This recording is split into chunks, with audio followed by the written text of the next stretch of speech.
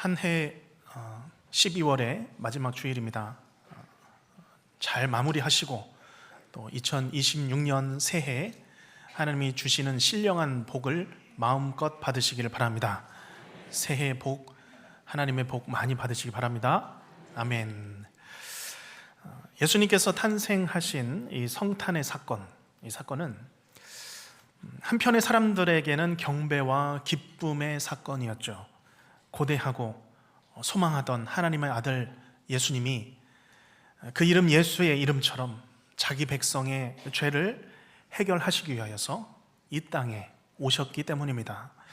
그러나 또 한편의 사람들에게 예수님의 나심은 불편한 사건이었습니다.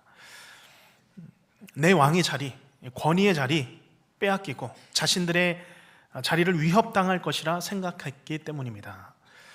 특별히 예수님의 나심에 굉장히 불편함을 가지고 있었던 사람들은 당시 유대 땅을 관할하던 헤롯 왕이었고 또 이방인도 아닌 유대교 종교 지도자들이었습니다. 헤롯 왕은 동방에서 온 박사들에게서 예수님의 나심에 대한 소식을 들었고 그 알기를 찾게 되면 나에게 좀 알려달라, 그래서 나도 경배하게 하라 라고 전했지만 결국은 자신을 위협하는 유대인의 왕으로 오신 이 아기 예수님을 죽이려는 생각이었죠. 결국 이 박사들은 예수님을 만나고 나서 꿈에 헤롯에게 가지 말라는 지시를 받았고 결국 다른 길로 해서 고국으로 돌아가게 되었습니다.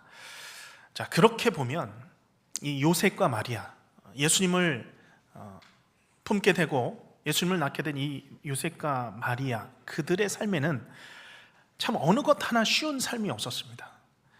그들은 오히려 예수님을 낳고서 더 힘든 삶을 사는 것 같습니다. 오늘 마태복음 2장 후반부에 적고 있는 이 요셉과 그의 가정, 그들의 삶을 한마디로 표현하면 떠돌이입니다. 피난 생활입니다. 본문을 보면 이 요셉과 마리아는 예수님과 함께 한밤중에 애굽으로 피신합니다. 그래서 애굽에 한참을 머물다가 이스라엘 땅에 돌아왔는데 또 다시 그곳을 떠나게 되죠.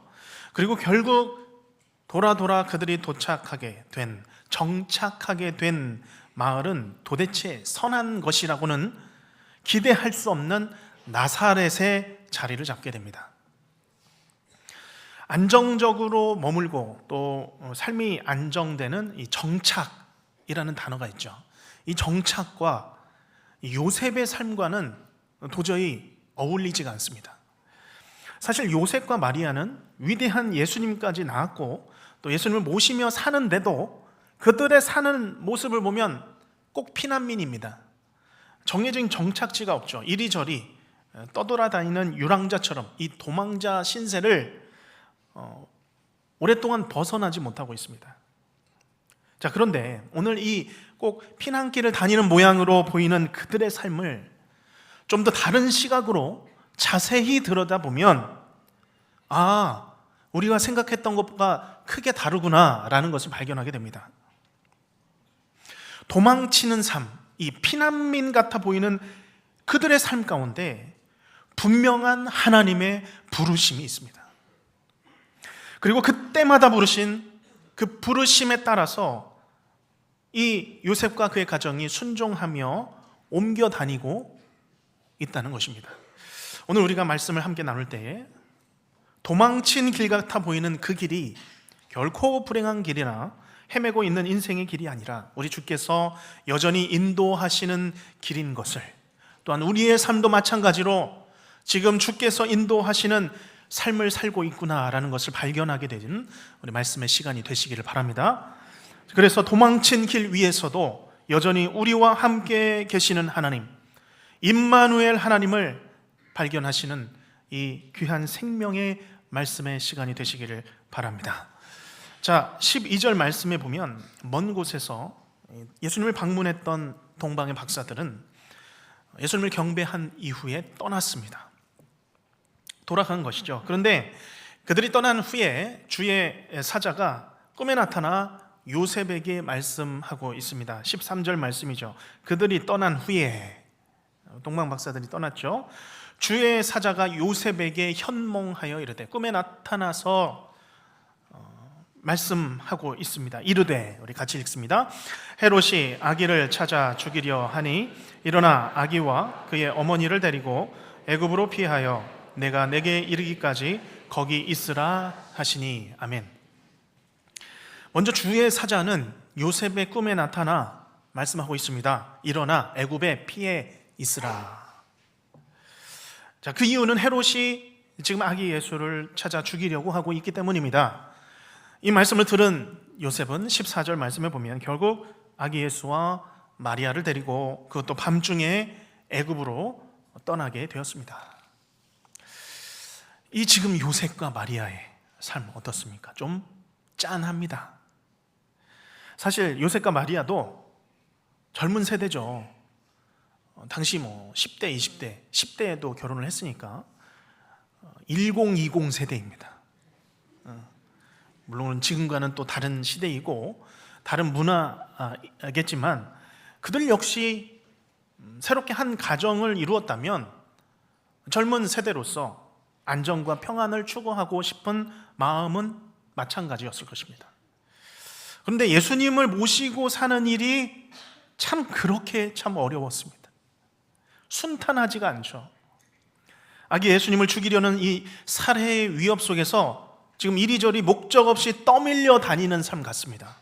정착지를 찾지 못하는 떠돌이 같은 삶을 사는 것 같아 보이는 것이죠. 자, 그런데 오늘 본문을 가만히 들여다보면 요셉의 그 피난 가운데 그런 도망하는 것 같은 그 안에 하나님의 부르심이 담겨 있다는 것입니다.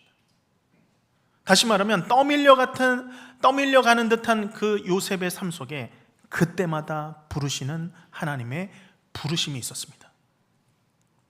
먼저 하나님은 이 주의 사자를 통해 가야 할 길을 말씀하셨습니다. 13절을 다시 보면 일어나 아기와 그의 어머니를 데리고 애굽으로 피하라. 그리고 요셉은 그 말씀에 순종해서 일어나서 가죠. 그런가 하면 20절에도 주의 사자가 꿈에 나타나서 일어나 아기와 그의 어머니를 데리고 이스라엘 땅으로 가라 지시하십니다. 그리고 22절에서도 꿈에 지시함을 받아서 갈릴리 지방으로 떠나가라 라는 인도함을 받습니다.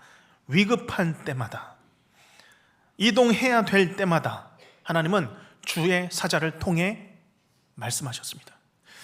그래서 그 부르신 길로 그가 순종하여 가게 되는 상황인 것이죠. 하나님께서 그렇게 이 부르심을 통하여서 일하신다는 사실이 명확하게 드러나는 구절이 있습니다. 15절 말씀이죠.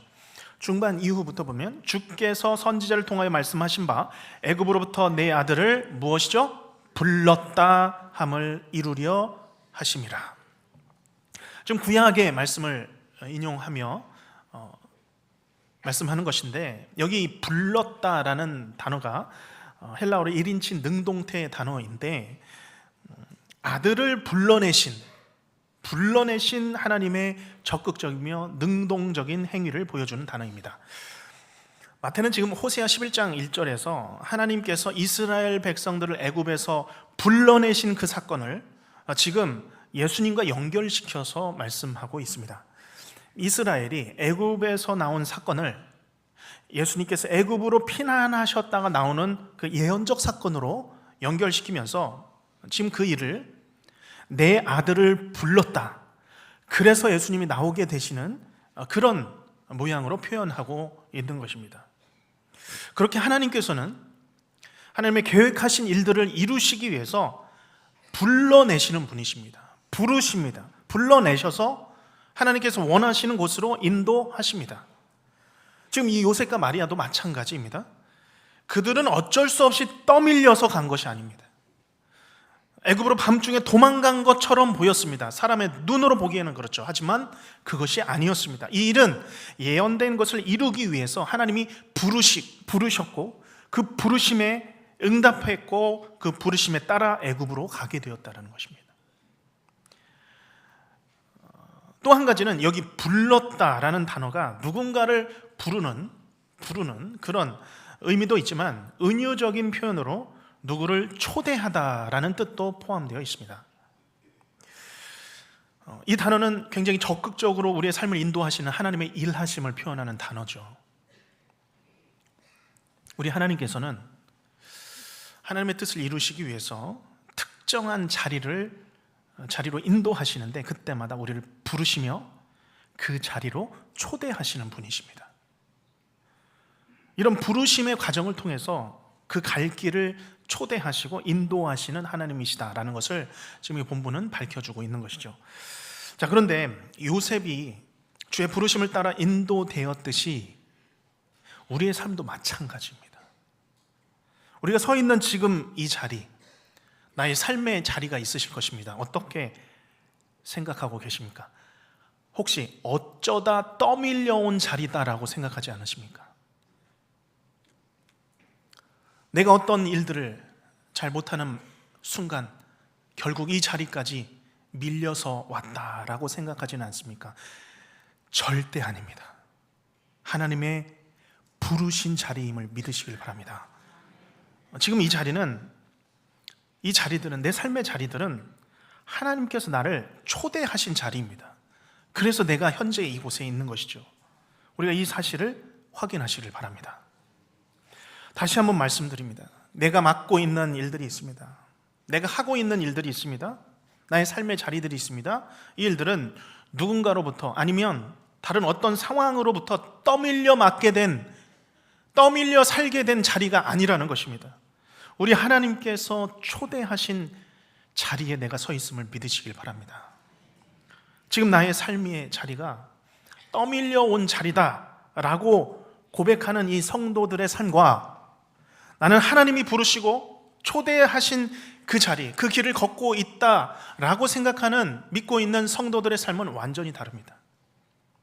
똑같은 환경을 살아도, 똑같은 조건 가운데 살아도 한편의 사람들은 매일매일 한숨을 지며 살아가고, 다른 한편의 사람은 하나님께서 열어주시는 그 길을 기대하는 마음으로, 그 길을 기대하는 믿음으로 사는 것입니다.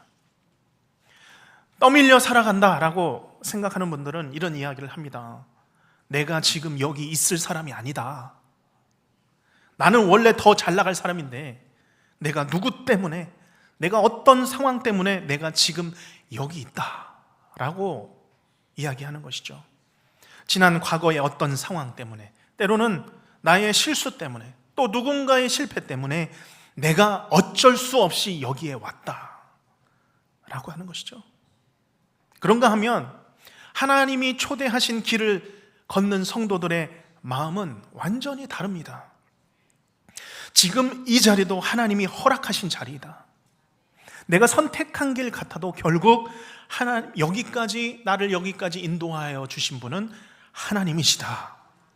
작은 자리라도, 작은 곳이라도, 작은 일이라도 그렇게 의미가 있습니다. 사명이 있습니다. 소명으로 감당하는 것이죠.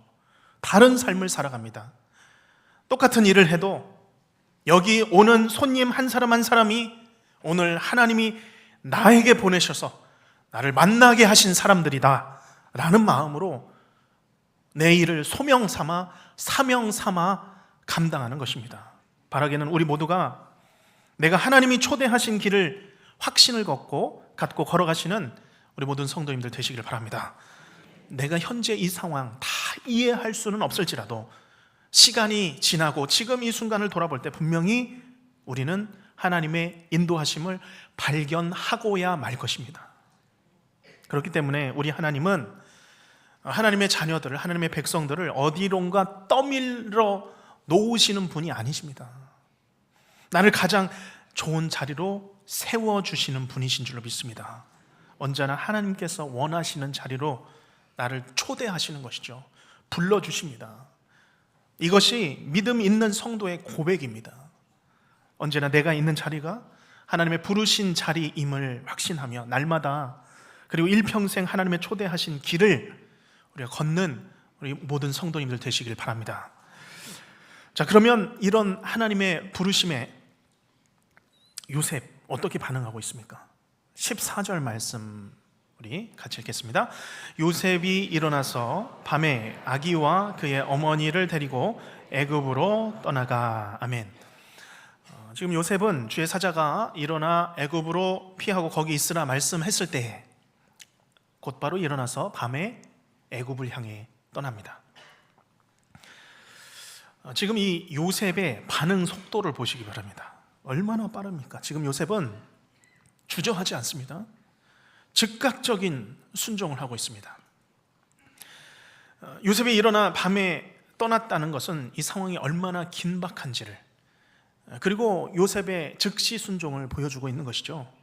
그는 동이 틀 때까지 이 일을 미루지 않았습니다. 학자들에 따르면 당시 로마 시대 때 이 애굽의 영토가 이스라엘 쪽까지 많이 올라왔다고는 하지만 그러할지라도 최소 요셉이 지금 가야 할 거리는 약 240km 정도 됩니다. 인천이면 지금 저쪽 옆으로 보면 강릉입니다. 자, 밑으로 내려가면 전주까지의 거리입니다. 자, 대각선으로 직선으로 거리를 따지면 대구까지의 거리입니다. 지금 마리아를 데리고 예수님을 모시고 걸어가야 하는 길이 그렇게 짧지 않은 길입니다. 이 길은 당시에 걸어도 빠르게는 일주일 정도, 2주일 정도 걸렸던 길이라고 했습니다. 그런데 요셉은 순종했습니다. 이 요셉이 한 순종, 어떤 순종이었을까요? 성품이, 이 사람은 남의 말을 잘 듣는 성품이라서 지금 순종했을까요? 아니면 그가 판단력이 좀 빠르고 행동이 빠른 사람이라서 지금 곧바로 일어나서 갔을까요? 이전에는 그랬죠. 이전에는 마리아가 임신한 것을 알고 요셉은 고민했고 결정을 내리는데 그렇게 얼마 걸리지 않았습니다.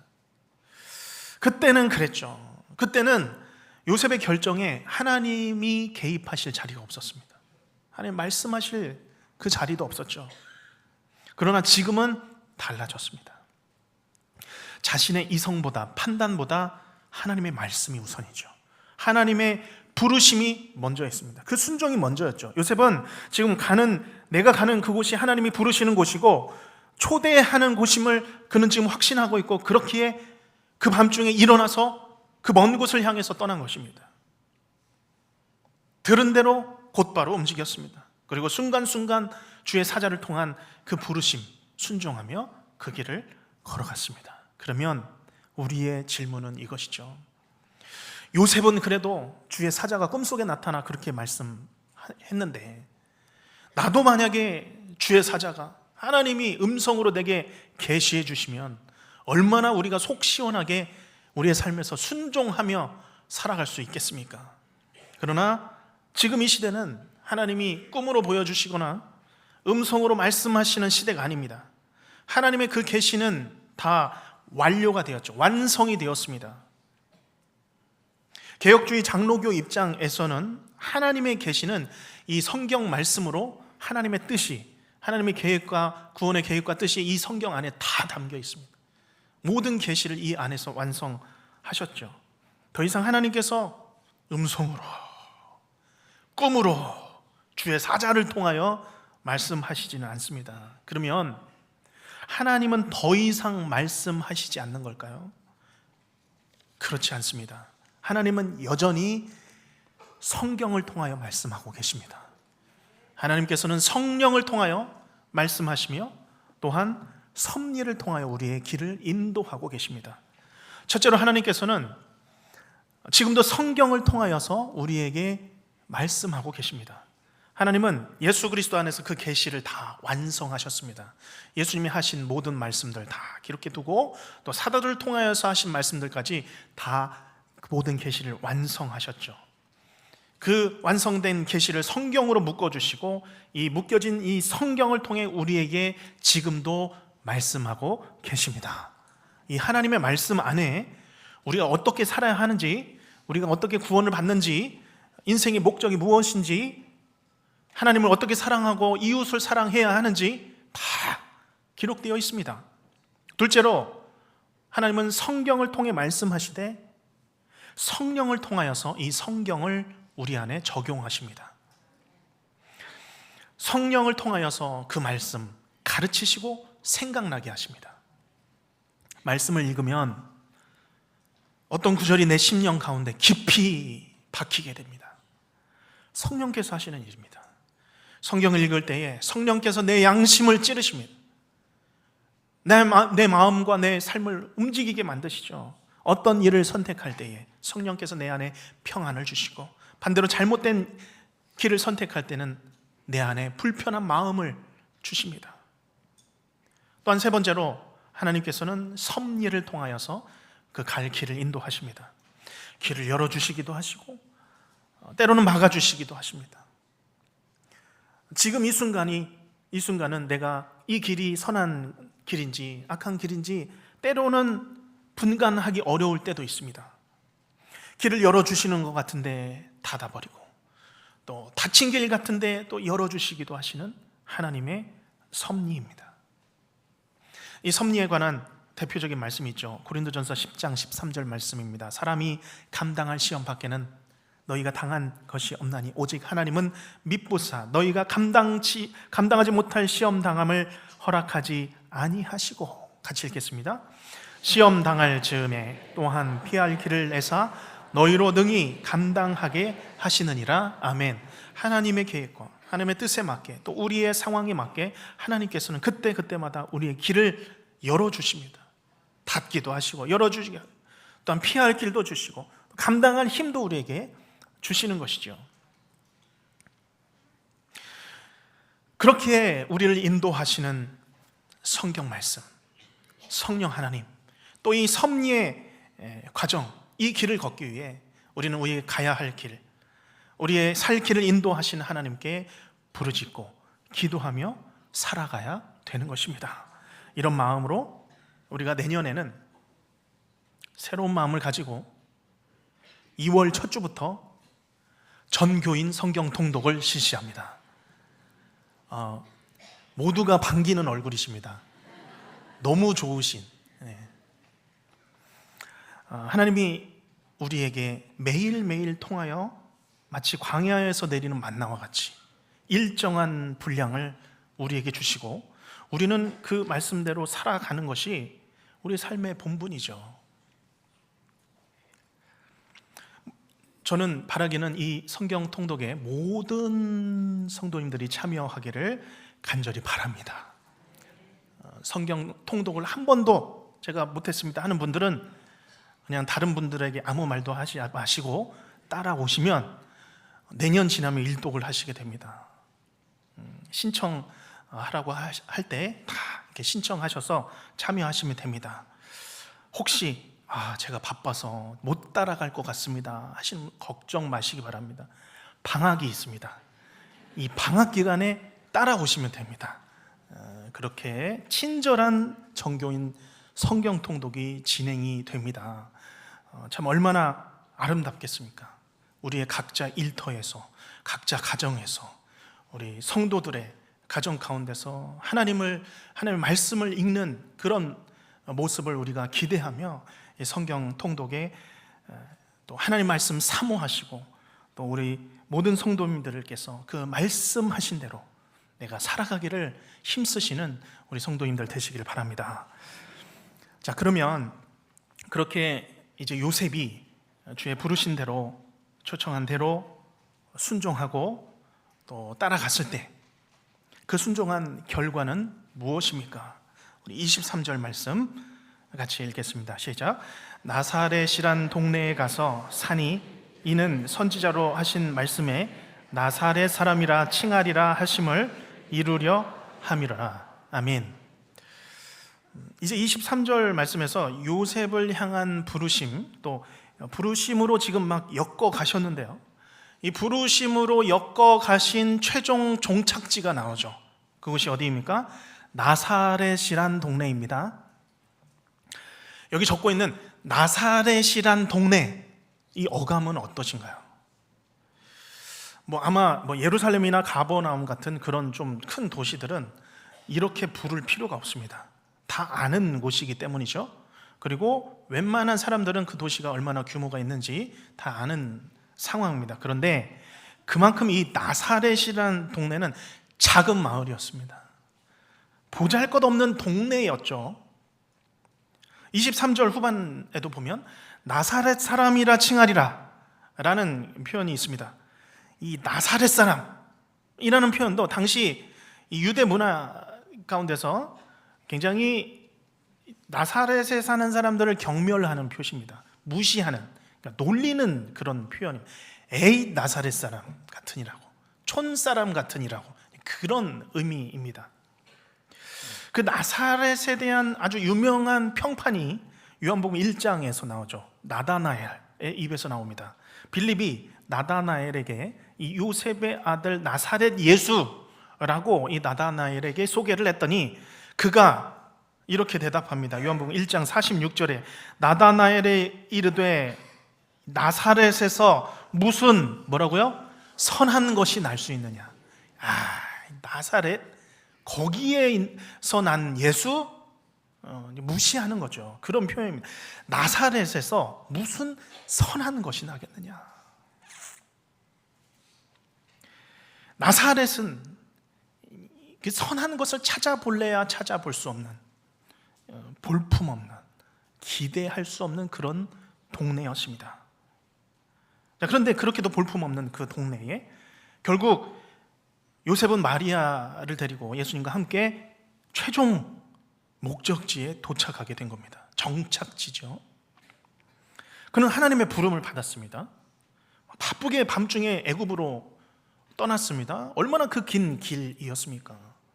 밤중에 위험한 일도 있었을 텐데 갔다가 다시 그 길을 올라오고 또 올라와서도 돌아다니는 삶을 살다가 마침내 정착한 곳이 나사렛이었습니다. 참 하나님 무심하시지. 그렇게 고생했으면 마지막 정착지는 좀 괜찮은 곳, 좀 살만한 곳으로 보내주셔도 좋지 않을까, 그런 생각도 해봅니다. 자, 그런데 하나님은 이 요셉과 마리아를 결국 이 초라한 나사렛으로 초대하셨고, 결국 그 나사렛이 하나님의 최종적인 그 초대의 자리, 부르심의 자리가 되게 한 것입니다. 그리고 1장부터 시작되었던 이 예수님의 나심에 관한 말씀이 결국 이 초라한 나사렛 동네에서 끝을 맞이하게 됩니다. 자, 그러면 여기 요셉의 부르심의 끝자리, 나사렛, 어떻게 생각하십니까? 이 나사렛은 요셉에게 어떤 장소였을까요? 이곳은 결핍의 자리였을까요? 부족함이 가득한 그런 자리였을까요? 전혀 그렇지 않았습니다. 요셉에게 이 자리는 하나님의 부르심의 자리, 초대된 자리이기도 했지만 또한 하나님의 뜻이 채워진 자리였습니다. 23절 마지막에 나사렛 사람이라 칭하리라 하심을 빨간색 읽어볼까요? 이루려 함이러라. 아멘. 이루려 함이러라. 우리가 이 말씀, 이 단어 묵상했죠. 점점 채워져서 가득히 되다, 이루게 되었다라는 그 의미입니다. 이 나사렛은 사람의 눈으로 보면 부족한 자리입니다. 세상의 눈으로 보면 결핍된 자리였습니다. 하지만 이곳은 결국 하나님의 뜻이 가득 채워진 자리였습니다. 하나님의 뜻이 충만해진 자리, 하나님의 뜻이 꽉 채워진 자리가 바로 나사렛이었다는 말씀입니다. 저는 오늘 이 말씀을 묵상하면서 지난 한 해를 돌아보았습니다. 하나님께서 참 큰 은혜를 주셔서 우리 교회가 예배와 기도에 집중하며 여기까지 달려왔습니다. 그렇다고 아쉬운 점이 없는 것이 아닙니다. 더 잘할 수도 있었고 또 지혜롭게 할 수 있는 부분들도 있었는데 참 그렇게 하지 못했던 참 아쉬운 마음들도 생각이 났습니다. 그런데 그럼에도 불구하고 한 가지 확실한 사실이 있습니다. 하나님이 우리와 함께 하셨다라는 사실입니다. 예수님께서 동행하여 주시고 성령께서 여기까지 인도해 주셨습니다. 그리고 우리는 주께서 부르신 길, 원하시는 길, 주께서 초대하신 길을 따라서 여기에 온 줄로 믿습니다. 그 어떤 길이라도 하나님이 계시면, 하나님이 함께 계시면, 임마누엘 하시면 우리 인생은 성공한 줄로 믿습니다. 이제 벌써 2026년이 코앞으로 다가왔습니다. 한 번도 살아보지 못한 2026년, 누구도 그 시간을 살아보지 않았습니다. 우리가 다시 한번 이 하나님의 부르심과 하나님의 초대하시는 그 길을 기대하시며 이 새해를 맞이하시길 바랍니다. 결코 실패하지 않으시는 하나님께서는 아무리 나사렛같이 선한 것이 아무것도 없는 그 나사렛 같은 현실 속에서도 하나님께서는 분명히 합력하여 선을 이루실 줄로 믿습니다. 로마서 8장 28절 말씀 우리가 마지막으로 함께 읽으며 말씀을 마치도록 하겠습니다. 시작.